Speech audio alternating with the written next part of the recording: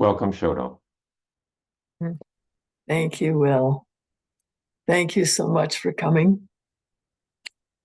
I will say first, I gave a rather dramatic title. I said, A Blazing Light. And afterwards, I thought about why did I choose that title? And I'm currently teaching a class on the Bendowa. And I was reading something for the class I'm taking from Okumura Roshi, which ends today, which was about Menzan's version of the same subject. And I think I was just moved by the imagery of light in all of these. So I have a few topics, but I'm going to start with reading some quotes, and then I will give some definitions as I go along.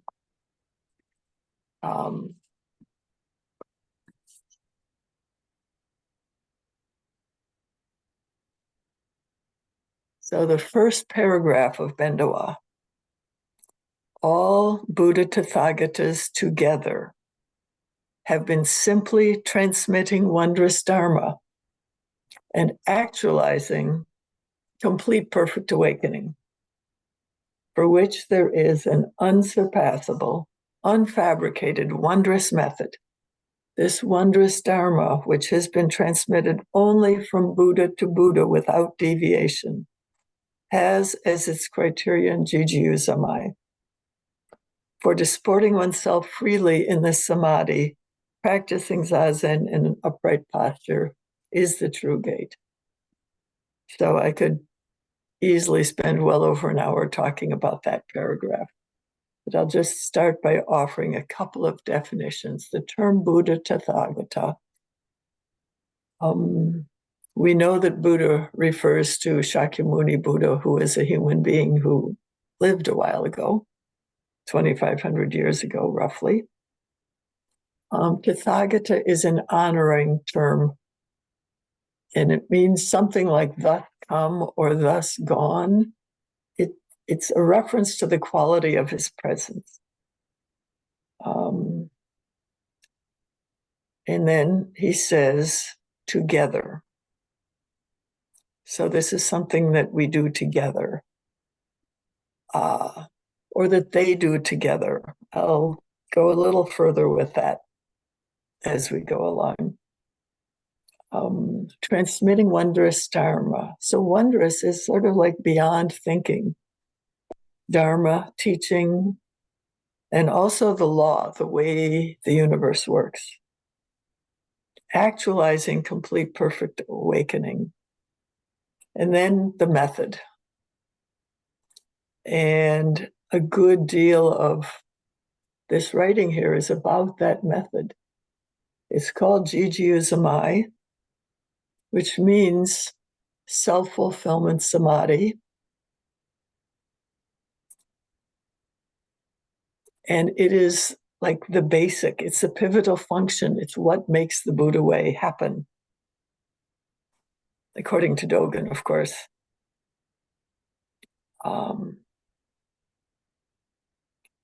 For disporting oneself freely in this samadhi, practicing zazen in an upright posture is the true gate. So when they use the word disporting, you go, well, what does that mean? It's a kind of archaic word. It means play. It's made up of two Japanese words, both of which mean play. And so, Jiju Samai is playing. It's not working. Later on, we talk about some of the other teachings and the ways people thought about practice and the ways they thought about enlightenment.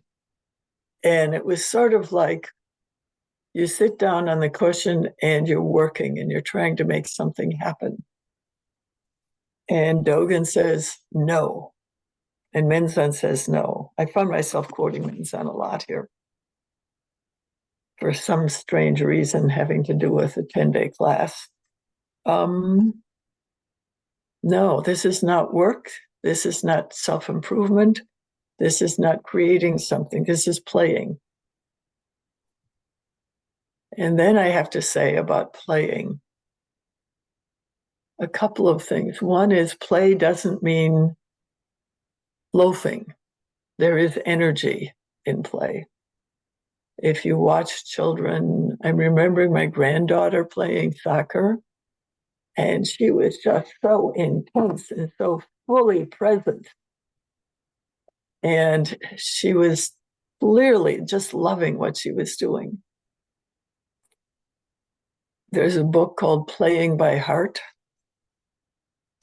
by a man who he was taught to play by animals. And then he somehow wangled his way into schools where he became not exactly a play therapist. His title was playmate. And they would bring him troubled kids, and he would get down on the ground with them and play. And it seemed to be helpful.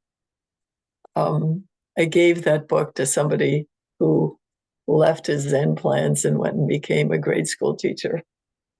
I hope he enjoyed it. Anyway, so playing, what we're doing is playing.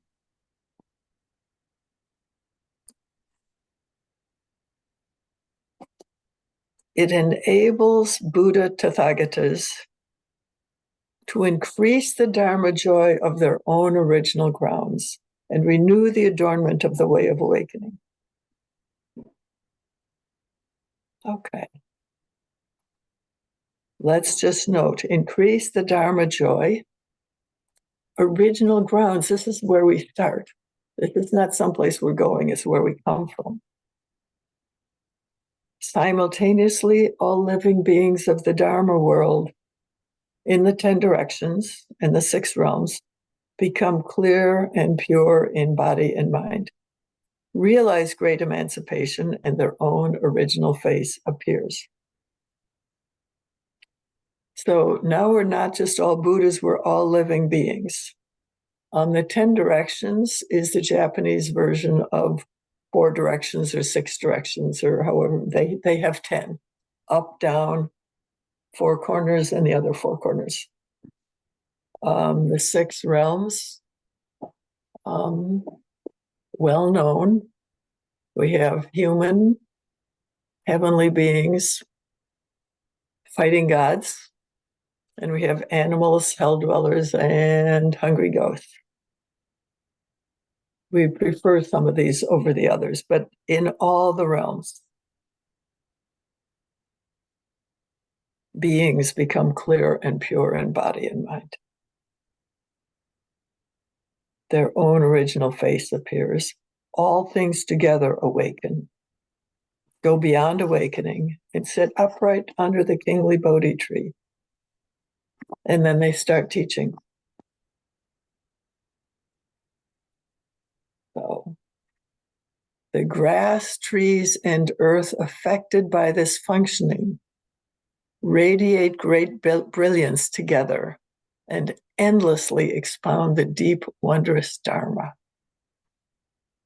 So there's the use of the word radiate. The radiant light of the self. I'm going to stop explaining and just read things. Radiant light is each and everything in this entire 10 direction world. Menzan says, the literal meaning of the name Vairochana is the radiant light that illuminates universally. And this means inwardly illuminating the Dharma world with the light of wisdom, and outwardly responding and illuminating everyone. It says specifically people of great capacity with the light. And so, light inside, light going everywhere. And great Master Linji said, if you wish to become no different from the ancestors and the Buddhas, Do not seek anything outside.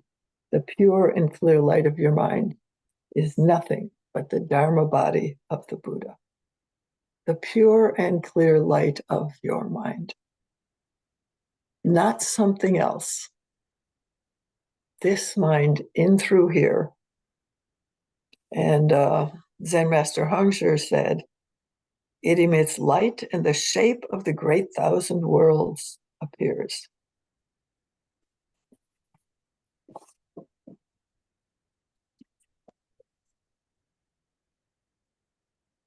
Now,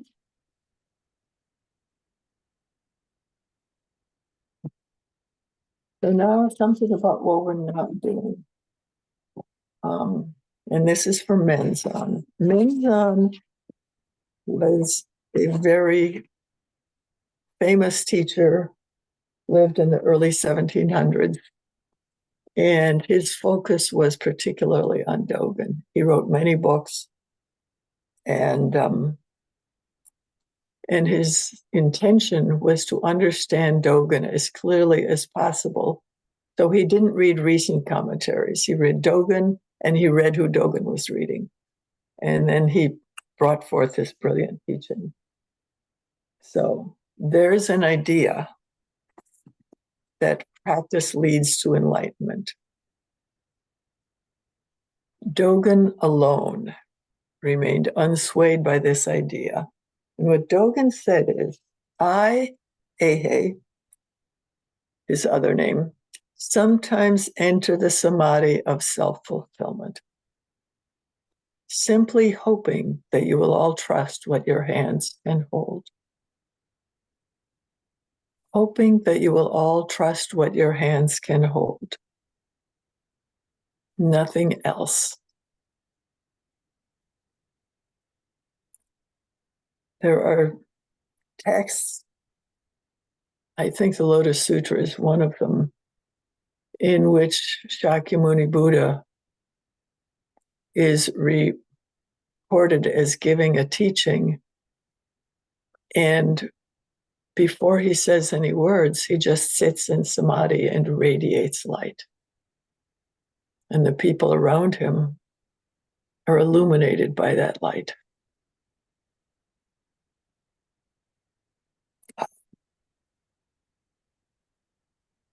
And that got lost somewhere along the way. So Menzan identifies some mistakes that people make. I'll just say some people, some practitioners hurry to gain enlightenment by wrestling with koans. Some struggle within their minds, searching for the subject that sees and hears. And he just says, well, you can't see yourself. Some try to rid themselves of their delusory thoughts in order to reach a pleasant place of no thought, no mind. And this, I think, is, we hear more of this than of the other methods around. So he says two things about that. First, he says, arousing the mind to eliminate illusory thoughts is like pouring oil on a fire to extinguish the fire. But then he says, if we think we have cut off illusory thoughts, instead of clarifying how sentient consciousness melts away, illusory thoughts will come up again, as though you have severed the stem of a blade of grass or the trunk of a tree, leaving the root alive. It is obvious that they will sprout again. So I'm part of a sangha that is primarily identified with Vipassana teaching. And it seems to me that people are working very hard. I don't know. I feel a difference. But there's the root alive, they will sprout again. I sometimes do gardening. I have cut off many things. When I'm weeding, I try to go from the root. And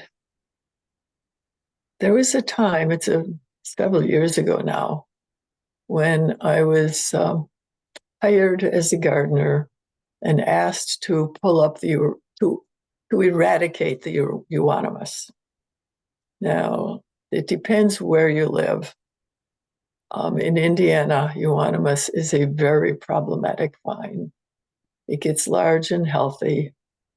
It grows on trees, and eventually the trees die, and it's impossible.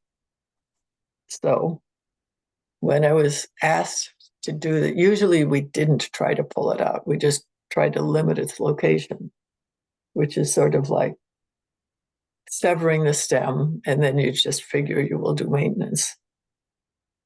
But being asked to pull it out and get rid of it completely, I was not going to leave the roots in the ground. I developed an interesting relationship with the euonymus.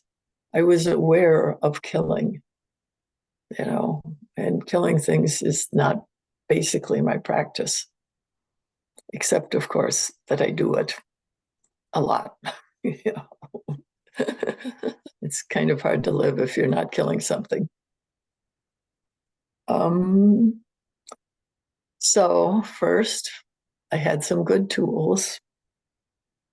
I studied the situation. Roots came up more easily when the ground was moist than when it was dry. And I actually got consent to water them so that I would be working in, well, not quite mud, instead of in hard, dry soil where everything would break off. And then I found myself saying a blessing, well aware that I was involved with a sentient being and I was asking it to lend its life, to give up its life. Or I was demanding it, actually. Let's not be too polite, but I tried to change my relationship by saying, may you be free from clinging. May you be free from clinging. May you be free from clinging. So I spent a summer there, a few hours every week. And at the end of the summer, not very much had come back. Of course, if it did come back and I was still employed, I could pull it up again. But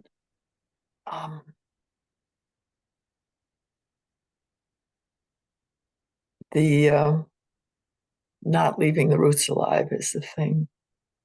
And clarifying how sentient consciousness melts away. Of course, we're working with our own minds, not with somebody else, We're noticing how the thoughts just persist in coming up and coming up and coming up. So the old teachers thought that we are deluded living beings, and if we practice Zazen, that will help us attain enlightenment. And Menzan, and they said that after you've reached the other shore, you don't have to continue practice. So you don't need the boat because you went across. So they tried to get rid of their delusions. They tried to get enlightenment. They tried to eliminate illusory thoughts. And then Menzan says, this is nothing but creating the karma of choosing and rejecting. So he starts talking about the pivotal function.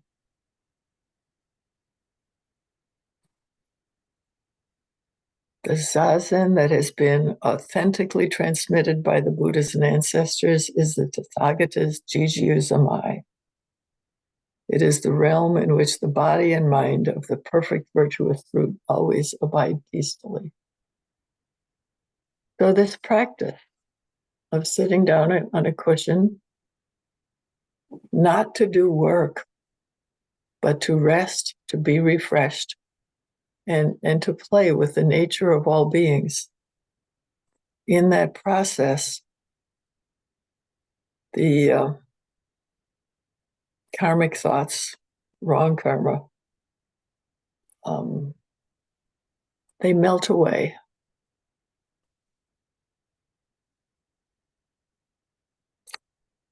So, as a detailed explanation of the way to clearly believe in the samadhi, Menzan says, this is done by simply not clouding the radiant light of yourself. So there's that phrase again, the radiant light of yourself.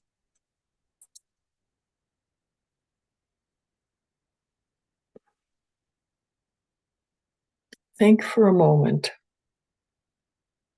There's radiance in here.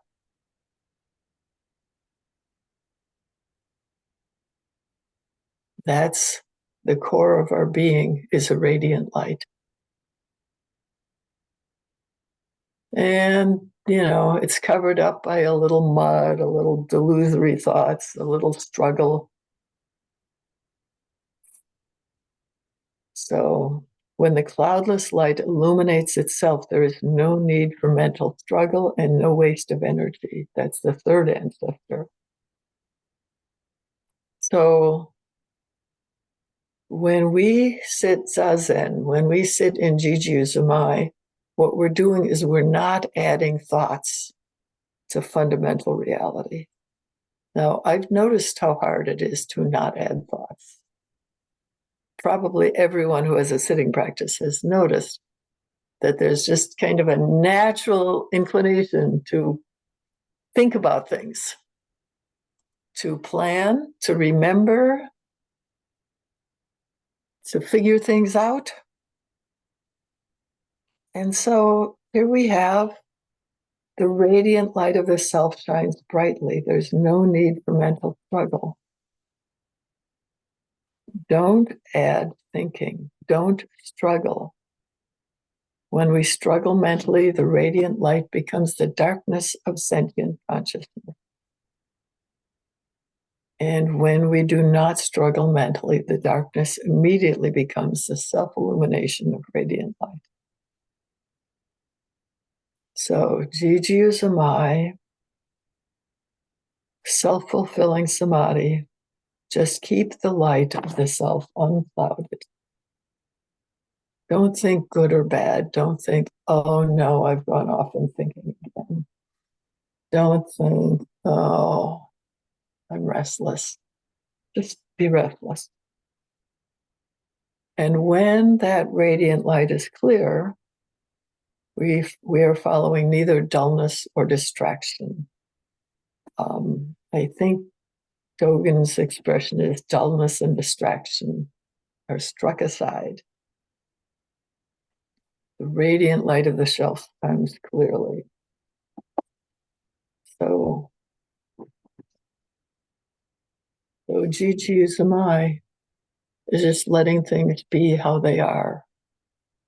And then Dōgen's writing describes what happens when we let things be how they are.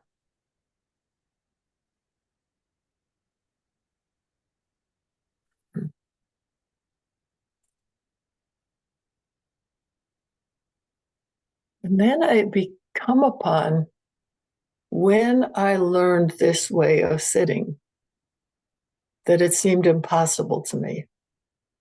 And so I've spent years struggling with that question. I think I've got it. But I originally learned to sit by following my breath. And I remember discussions about what on earth to do with a whole weekend of just sitting looking at a wall.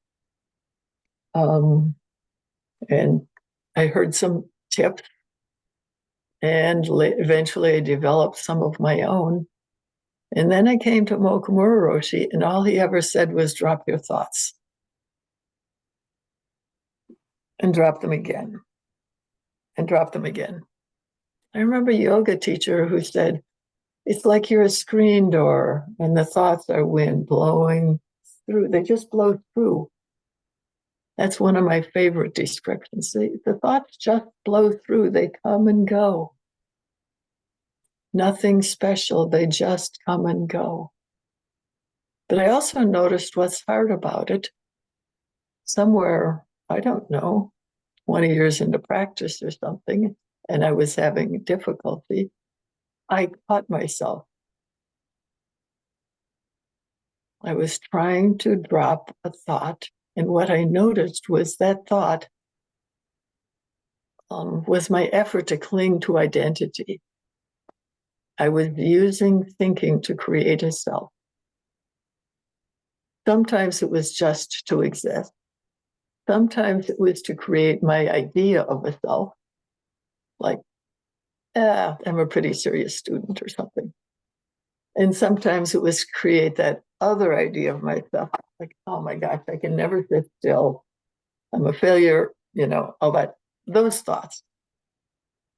So both kinds of thoughts, one more pleasant than the other, both of those are falling into the mistake of existence. Now, when you have permanent existence, you also have the possibility or the fear of annihilation. And a mistake outsiders often make is to think that Zen is nihilistic. But actually what happens is that at every moment we're being created. We're being created by the people around us. We're being created by the universe around us. And we're also being created by our past. And this moment's past is different from last moment's past, and the next one is different from that.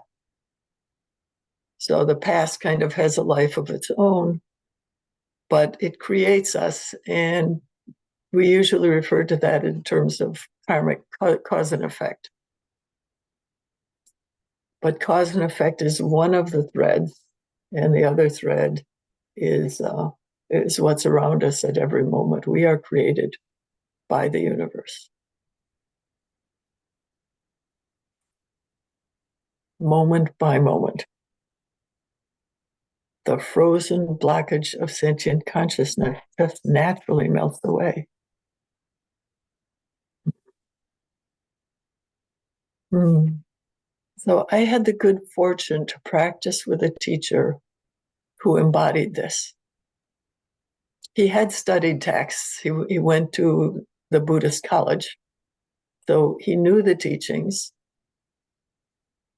and he continued to study texts all the time. But when people asked him for comparisons with other ways of practice, he says, I don't know the other ways. I know this way. This is the way I teach. And Zazen is your teacher. And the result of this, the backup, there's a way of practice in which you spend a lot of time working on the details of how to do gasho, and how to wear your robes, and how exactly what your posture is. But when I looked at my teacher, he was not interested in those things. They happened as a result of the radiant light that he was. Jim, could you mute yourself, please?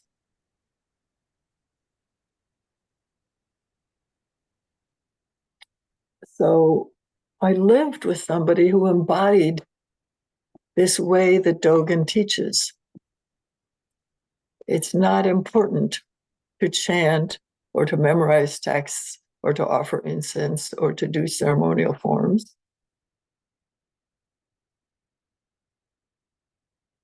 But it's an expression of the radiant light. I think this is a cultural thing. I come from a culture, Midwestern, pretty conservative Christianity, in which the basic definition of human was, whoops, we blew it. And we need somebody else to help us. And I think that that's kind of a leading meme in our particular society today. And people from other societies, they might have something different going on. I heard that somebody once spent 45 minutes explaining the concept of low self-esteem to the Dalai Lama. I could have the wrong person, but it's like, what? What's that?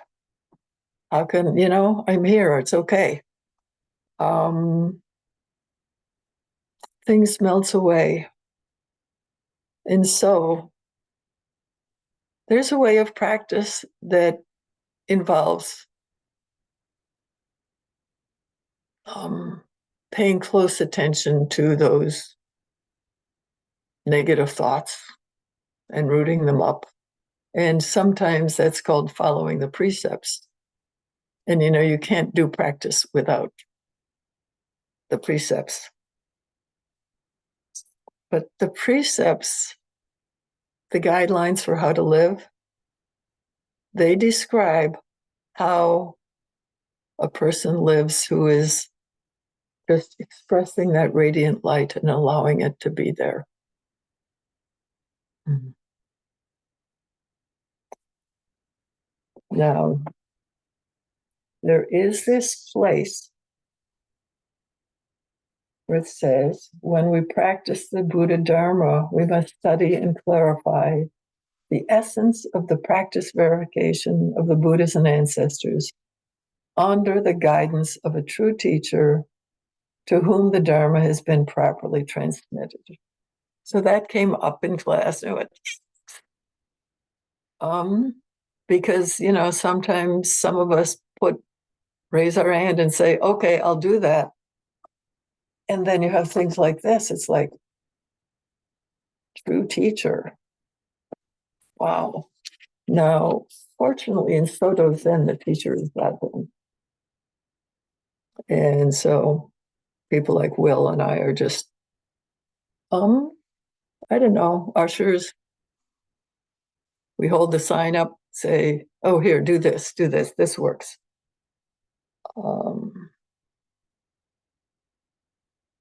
So our discriminating mind clings to all kinds of things. And it thinks that they should be the way that we've known them in the past. But actually, they aren't the way we've known them in the past. We have an impression of things, and then we have change.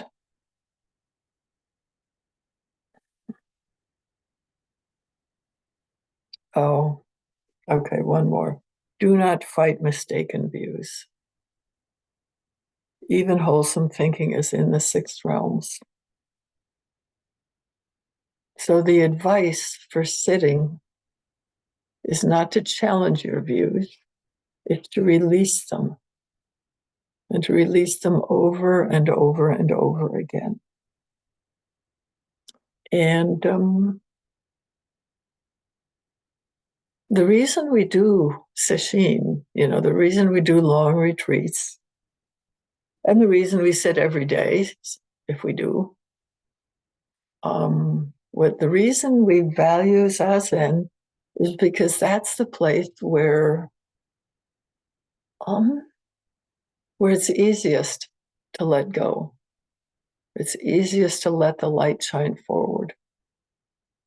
The term Jiju Samai, I said self-fulfillment. Samadhi means that place of oneness. There are lots of places of samadhi, but this one, which is the core, the pivotal function of our practice, its other meaning is the characters that make up Jiju are self, receive, and employ or function. And if you look in the dictionary, receive and employ also means fulfillment. And so we live in this world, and our self, this self of this moment, comes to us again and again and again, and we use it. We offer words, we offer actions. We sit in the sun, we go look at the northern lights. We think a lot, we make up stuff, all with the self that we've received. And the fact that we're receiving this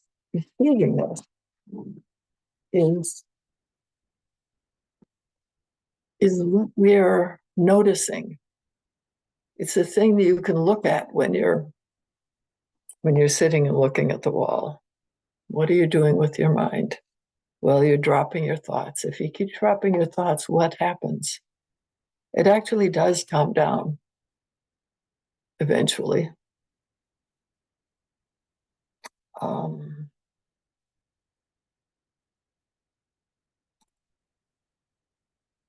Because earth, this is Dōgen, earth, grasses and trees, fences and walls, tiles and pebbles, all things in the Dharma realm in 10 directions carry out Buddha work.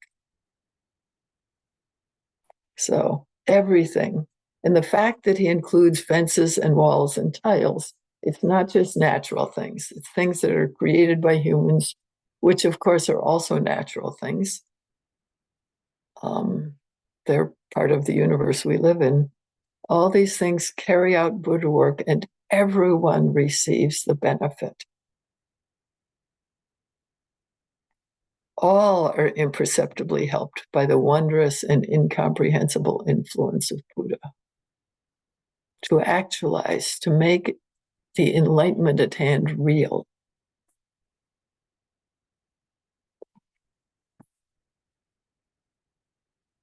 And then he talks about how receiving this wonderful influence, receiving the radiant light, we then radiate, and it circles, it goes around and around and around. And the benefit of gathering together with each other is the benefit of hearing from each other and seeing each other and living in radiant light together. And this happens even when you don't notice it. So it happens on another level than our sentient consciousness. Mm-hmm. And then we have the grass, trees, and earth affected by this functioning radiate great brilliance together and endlessly expound the deep, wondrous Dharma. So these wonderful, wonderful images, it's like, I'm sure that I found myself in Zen because of some recognition that this is reality. Reality is not miserable, and the earth is not a vale of tears. Life contains suffering, which is when we resist this incredible, radiant life, when we refuse to listen to the teachings of ordinary beings. And this is enlightenment. I think, did I mention Dōgen saying, I want to go back to it.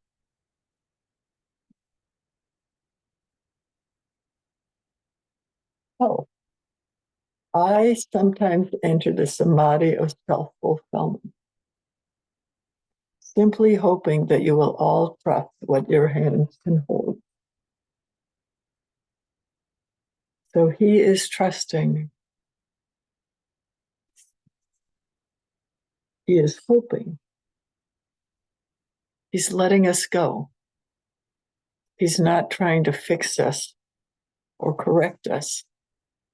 He's hoping from dwelling in the radiant light that we too will be able to welcome the radiant light. That our hands can hold it. We don't need something more. We just need to be here.